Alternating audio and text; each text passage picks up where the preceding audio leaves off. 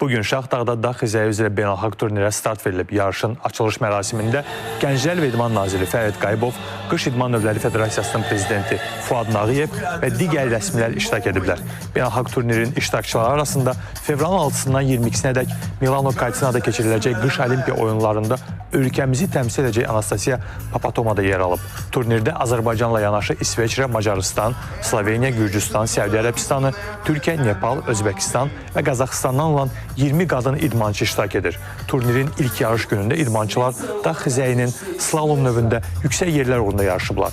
Gürcüstan idmançısı Nino Tiklauli birinci, İsveçrəli Nikita Anel ikinci, Özbəkistanı təmsil edən Kseniya Brejnaya isə üçüncü yeri tutub.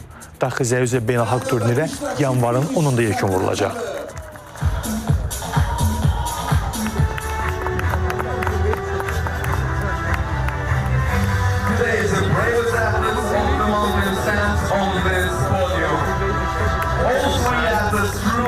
Dağ xizəyi üzrə ilk yarışlar, beynəlxalq yarışlar keçirilir. Ümumiyyətlə, bu il ərzində qış idman növləri üzrə bir neçə yarışlar keçiriləcək.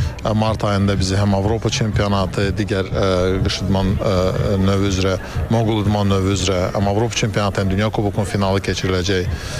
Və gördüyünüz kimi bu idman növü də inkişaf edir.